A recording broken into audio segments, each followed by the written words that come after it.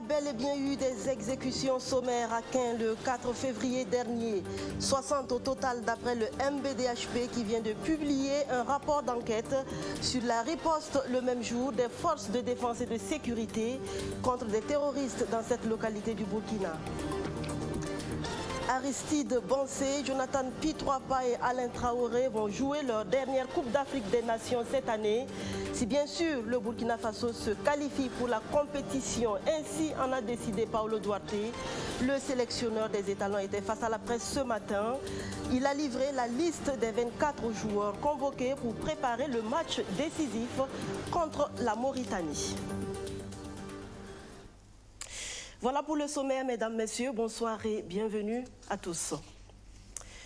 60 cas d'exécution sommaire à Caen dans le Yatenga le 4 février dernier.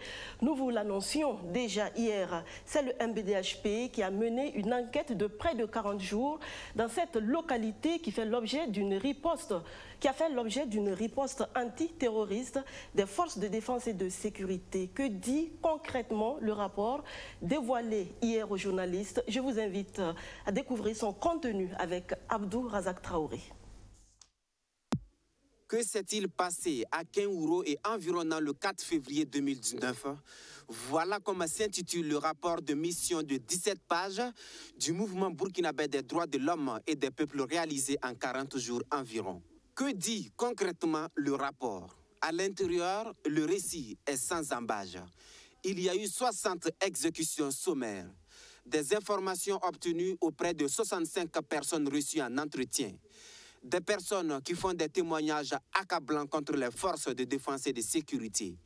Des témoignages du genre: je dormais dans ma maison quand, aux environs de 4 heures, une de mes femmes est venue en courant.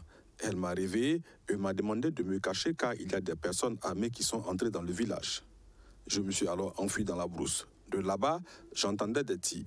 De retour, après que la situation se soit calmée, je découvre que 8 membres de ma famille ont été tués. Ils ont été tous tués à l'intérieur des maisons.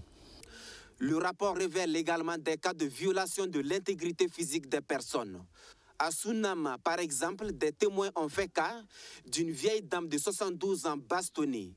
Les militaires l'ont sommé d'indiquer la cachette de son époux.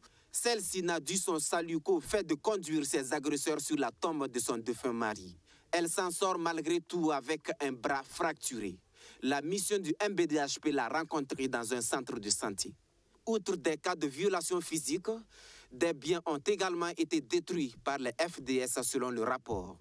À Sunam, les exécuteurs ont incendié 3 motos, emporté des téléphones, une moto et pillé une boutique. Plusieurs enquêtés affirment avoir perdu leur bétail. L'ampleur des événements a provoqué des déplacements massifs, regrette le MBDHP. Mais ce qui choque le mouvement, c'est le fait que ces populations n'ont pas bénéficié d'assistance de la part des autorités. Par ailleurs, ce qui forge le MBDHP dans ses positions, c'est cette sorte d'inconformité constatée entre les communiqués officiels et la réalité voulue par le ministère de la Défense qui affirme que c'est la présence d'éléments terroristes dans la zone qui justifie l'intervention des FDS. Pourtant, le communiqué de l'état-major général des armées indique plutôt une opération de ratissage. Des zones d'ombre selon Chrysogono Zugmori. Deuxième élément, on nous dit que les 146 victimes ont été neutralisées à la suite de combats. Ça, c'est intéressant. Nous avons dit, mais tiens, il faut aller peut-être voir les champs de combat. Et curieusement, vous avez les douilles de balles à côté, que nous avons pu ramasser avec une aisance extraordinaire. Et ces douilles de balles, ça, c'est une partie. Nous les avons ramassées à proximité immédiate des concessions des victimes qui ont été neutralisées, à proximité immédiate de ces concessions-là, et en très très grande quantité. Est-ce que le champ de bataille s'est situé aux abords des concessions, ou bien est-ce que c'était dans la brousse, etc., etc. Selon l'Organisation de la défense des droits humains, Ces informations mettent gravement en cause l'action des FDS. La situation profiterait aux terroristes qui n'hésitent plus à se présenter comme défenseurs des populations. Voilà pourquoi dans son rapport, elle appelle les plus hautes autorités à prendre des mesures pour un retour de la confiance entre agents des armées et population pour une lutte efficace contre les forces du mal. Des autorités judiciaires, le MBDHP attend des investigations sérieuses pour qu'en fin de compte, les auteurs, les commanditaires et les exécuteurs soient punis à la hauteur de leur forfait. Un contenu donc livré à la presse hier après-midi à Ouagadougou. Les journalistes n'ont pas tari de questions à l'endroit de l'ONG de défense des droits humains. La synthèse des échanges avec les hommes de médias, toujours avec Abdou Razak Traoré. Depuis l'annonce de la conférence de presse du mouvement burkinabé des droits de l'homme et des peuples, une partie de l'opinion s'est indignée notamment sur la toile. Pourquoi si les FDS sont tués, vous ne branchez pas, mais si des présumés terroristes sont abattus, vous sortez du bois? À cette question, les responsables du MBDHP ont tranché dans le vif. C'est lorsqu'on tue les terroristes ou les présumés terroristes que vous vous levez. Nous avons toujours défendu les FDS. Nos encouragements ainsi que nos vœux de succès ont toujours accompagné les FDS. Et nous sommes la seule organisation, sinon l'une des seules organisations qui, de façon régulière, depuis au moins 10 ans, a régulièrement pris position en faveur des FCS lorsqu'ils sont attaqués, lorsqu'ils sont tués. Chrysogoone Zougmoré en veut pour preuve les nombreuses déclarations produites à cet effet depuis des années. Ce que les gens disent du MBDHP par rapport à leur position vis-à-vis des FCS, totalement infondé. Nous avons même pris soin de produire un communiqué datant de 2004. Communiqué datant de 2004, intitulé « Déclaration du MBDHP sur les meurtres commis le 18 février 2004 sur des policiers et un civil à Koupéla ». Ça date de 2004. Ne venez pas nous dire que quand il s'agit des FDS, le MBDHP est muet. C'est faux. Mieux, au cours de la tenue de notre 7e congrès, au mois de septembre 2018, nous avons pris une motion de condamnation des attaques terroristes répétées dans notre pays. Pourquoi dénoncer une riposte de l'armée qui a permis d'observer une période d'accalmie en matière d'attaques terroristes? À cette question, le président de l'ONG des droits de l'homme joue la carte du relativisme. Je rappelle que tout à l'heure, nous avons observé une minute de silence pour un qui vient d'être tué rien que hier. Donc je pense que c'est une accalmie relative. On ne peut pas lier cela forcément à ce qui se serait passé à Caen et environnant la nuit du 3 au 4 février 2019.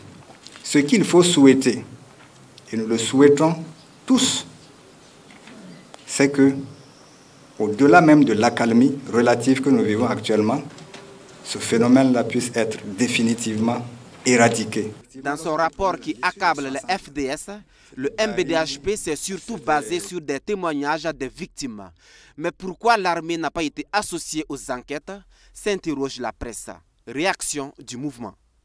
Je crois que nous avons répondu à cette question. Nous avons rencontré le ministre de la Défense, le ministère de la Défense plutôt, à travers 2 officiers de l'armée avec lesquels nous avons échangé.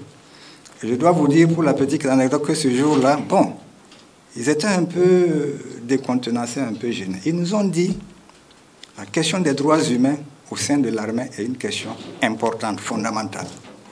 Ils nous ont même dit ce jour qu'ils ont des modules de formation de leurs hommes sur les droits humains. Ça veut dire qu'eux-mêmes, ils sont d'accord que les exécutions sommaires extrajudiciaires sont prohibées. C'est ce qu'ils nous ont dit. Des enquêtes administratives du ministère de la Défense et même du procureur du Faso sont en cours, nous apprennent les animateurs de la conférence de presse qui disent également attendre la fin des enquêtes de l'ONG Human Rights Watch. Et le Burkina Faso qui continue de faire les frais des attaques terroristes, on l'a appris ce jeudi de la direction de la communication et des relations publiques de la gendarmerie nationale. La brigade territoriale de gendarmerie de Tougouri dans le Namentenga a été la cible hier mercredi d'une attaque terroriste. Une attaque qui a causé la mort d'un gendarme et d'importants dégâts matériels d'après la même source. Pour une coexistence pacifique au Burkina Faso, l'ONG Vétérinaires sans frontières suggère la revalorisation de l'économie pastorale. Le projet JAM, ou Paix en Fulfulde, a ainsi été lancé dans les régions du Sahel et du Centre-Nord. Kwame Hervidapa. Que ce soit à Irgou, dans le centre-nord, où des affrontements intercommunautaires meurtriers ont provoqué de nombreux déplacés, ou dans le Sahel confronté aux attaques terroristes, la réponse à l'insécurité passe aussi par une autonomisation des couches vulnérables, les jeunes et les femmes. Et c'est tout le sens du projet JAM, ce qui signifie paix en Fulfulde. Le projet de revalorisation de l'économie pastorale dans les régions du Sahel et du Centre-Nord par la promotion de la coexistence pacifique, lancé ce 6 mars. Il est initié par un consortium composé d'associations et d'ONG et piloté par Vétérinaires sans frontières. En réalité, l'objectif que nous visons, c'est de véritablement contribuer à ce que la revalorisation de l'économie pastorale puisse être un vecteur de sécurité, un vecteur de paix. Cette activité se déroule en grande partie dans les zones qui sont aujourd'hui sujets à tout ce qui a comme insécurité. Et donc notre objectif est de contribuer à ce que l'un des facteurs qui peuvent justifier cette insécurité-là puisse être adressé, c'est-à-dire améliorer la situation socio-économique des gens en espérant que les injustices, les frustrations que certains peuvent ressentir puissent être atténuées. Et pour la mise en œuvre du projet, ce sont les acteurs des services techniques, des opérateurs spécialisés et surtout des collectivités qui seront en action. Aujourd'hui, c'est quoi? C'est parce qu'il n'y a pas de travail. Il y a un lavage de cerveau pour nos enfants, nos jeunes qui n'ont pas de travail. Donc, avec ce projet, nous pensons que ça pourrait les retenir et chacun pourra s'intéresser dans l'élevage pour, en tout cas, éviter ce que nous vivons aujourd'hui. Les autorités administratives des 2 régions concernées n'ont pas manqué, elles, de marquer leur adhésion au projet. Nous voudrons saluer la venue de ce projet-là dans notre région parce que, comme vous le savez, ce sont des régions touchées actuellement par des crises qui mettent à mal le tissu social. Donc, apporter la promotion de la cohésion sociale afin qu'on puisse mener les activités de développement dans un climat apaisé est une chose que nous saluons. Le projet JAM est financé par l'Union européenne à hauteur d'un peu moins d'1 500 000 €. Il couvre 13 communes et 89 villages des régions du Centre-Nord et du Sahel. L'Union européenne qui cofinance également avec l'Agence française de développement la mise en œuvre de projets dans les domaines de l'agriculture et de l'énergie.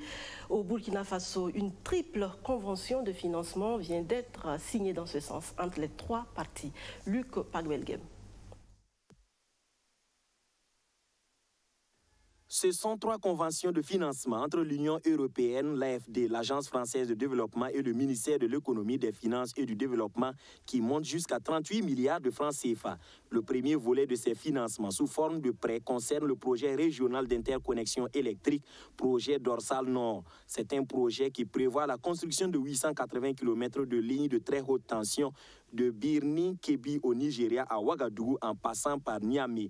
Une bretelle de raccordement au réseau béninois dans la localité de Mans-la-Ville est aussi prévue. Les conventions de financement qui seront signées sont des projets de développement inscrits dans la matrice des investissements structurants du plan national de développement économique et social.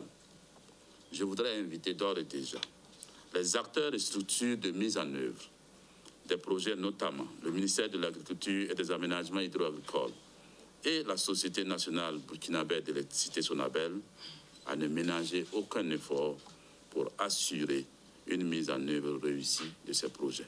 L'ensemble de ces projets liés à l'énergie est financé à près de 29,5 milliards de francs CFA par les deux partenaires du Burkina Faso.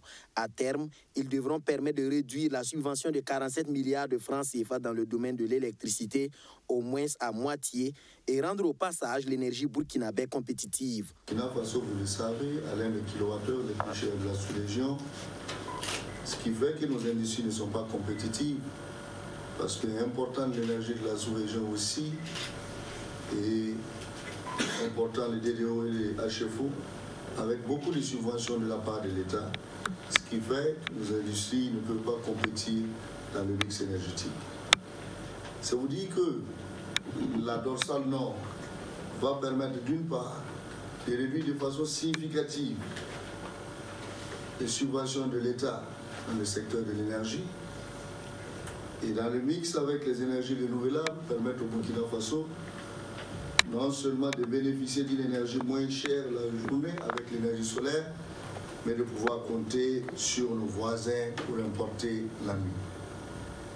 Et notre objectif sur le long terme, à l'horizon 2025, c'est de pouvoir utiliser cette même dorsale pour exporter l'énergie solaire dans la sous-région. Le troisième projet faisant l'objet des conventions signées est relatif au pacte, le projet d'agriculture contractuelle et transition écologique.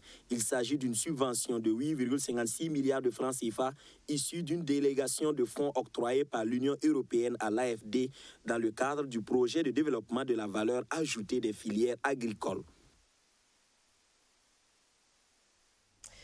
Une autre étape dans la mise en œuvre du programme d'appui aux collectivités territoriales, la composante C du PACT devra permettre aux populations des 6 communes rurales bénéficiaires du projet dans la région du centre de mieux participer à la vie de la collectivité.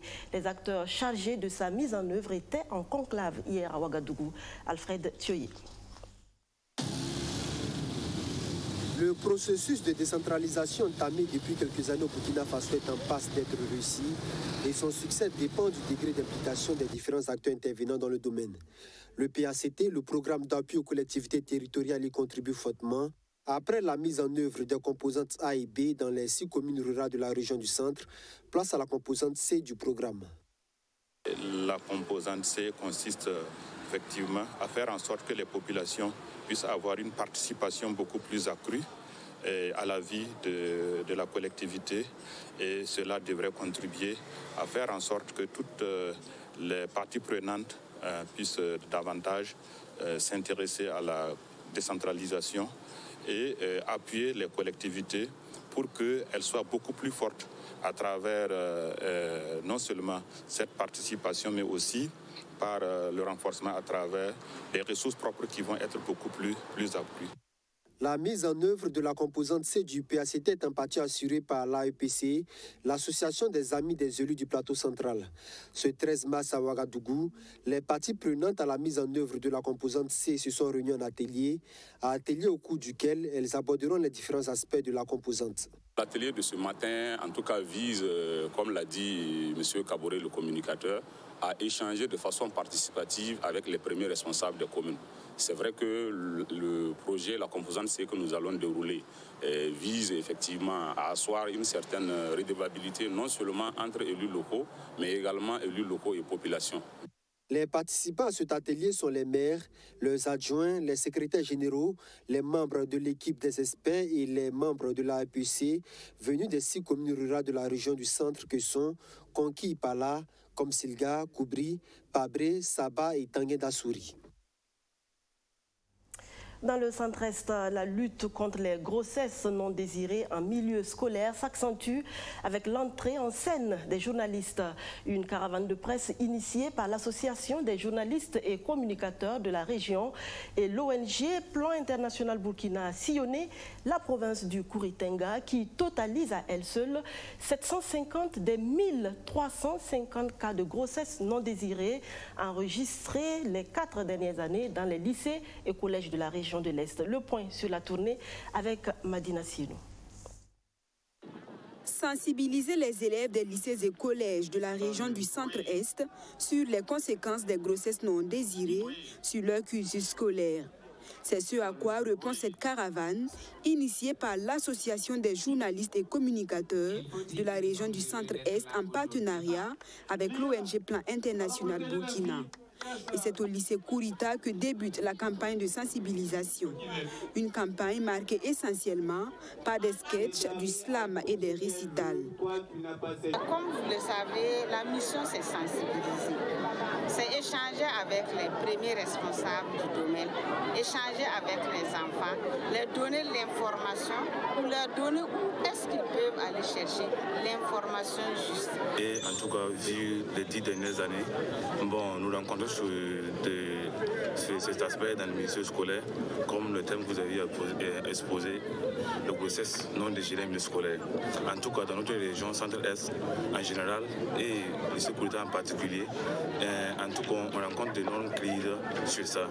Mais vu en tout cas cette formation, en tout cas, je sais qu'en tout cas, ce sera recruté et mettre en application. Après le lycée Kourita, cap est mis sur 5 autres lycées de la province du Kouritenga, dont le lycée municipal de Koupela, le lycée départemental de Puitenga et le lycée départemental de Dialgaï. Nous avons vu que beaucoup d'élèves qui l'année passée étaient en grossesse, cette année ils ne sont plus là. Voilà, parce qu'ils ont été répudiés en famille, beaucoup n'ont pas supporté même la pression sociale et finalement ils étaient obligés d'abandonner les bancs. Et c'est ce que nous ne souhaitons pas voir dans le milieu éducatif. Parce que nous disons que les élèves, c'est l'avenir de la nation, c'est l'avenir du Burkina Faso, c'est l'avenir mondial. Donc ce soir, la graine a été sémée et nous souhaitons vraiment que cette graine qui a été sémée là donne des fruits. Au total, plus de 1000 élèves ont été touchés par cette campagne de sensibilisation. Pour une première édition, les objectifs ont été atteints. S'il y a eu 10 000 élèves qui ont accepté d'attendre, d'écouter ce que nous disons et de poser des questions, nous pensons que c'est une satisfaction en attendant que la réalité d'ici là nous fasse le vrai bilan. À l'issue de cette caravane de sensibilisation, un suivi évaluation du projet est en ligne de mire. Une manière pour l'Association des journalistes et communicateurs de la région du Centre-Est et son partenaire Plan International Burkina de se rassurer si cette campagne de sensibilisation a contribué à réduire les cas de grossesse non désirée en milieu scolaire, qui est de 1350 cas dans la région du Centre-Est. Des écoliers piégés dans l'effondrement d'un immeuble à Lagos au Nigeria. Le bilan des inondations qui s'alourdit au Malawi avec désormais 56 morts et près de 83 000 déplacés. Et l'hommage émouvant rendu hier aux victimes du crash d'Ethiopian Airlines par leur famille. C'est le condensé de l'actualité africaine. Une ambiance funeste, une émotion d'une tristesse déchirante. Des fleurs, des portraits, mais surtout, beaucoup de larmes. Ces membres des familles des victimes de l'accident d'Ethiopian Airlines sont venus sur les lieux du crash rendre hommage à leurs proches. Inconsolables, ils n'ont pu cacher leur affliction au moment de dire adieu aux personnes disparues. Une douleur qu'ils ont partagée avec les résidents de Bishoftu, où l'accident s'est produit dimanche. L'appareil s'est écrasé 6 minutes après son décollage de l'aéroport d'Addis Abeba. Aucune des 157 personnes à bord, dont 8 membres de l'équipage, n'a survécu au crash. Les victimes étaient originaires de 35 pays, mais c'est le Kenya qui a payé le plus lourd tribut, avec 32 morts. Au Malawi, le bilan des inondations qui a touché le sud du pays s'alourdit. Il est passé à 56 morts et près de 83 000 déplacés selon les autorités. Un précédent bilan publié vendredi faisait état d'au moins 26 morts. Plus tôt cette semaine, des pluies torrentielles se sont abattues sur 14 districts du pays, inondant de nombreux villages. Le pays est désormais en état d'alerte, craignant un nouveau cyclone tropical. Le président Peter Mutharika a décrété samedi l'état de catastrophe naturelle. Ces inondations ont également frappé le Mozambique ces derniers jours, causant ainsi la mort d'une trentaine de personnes.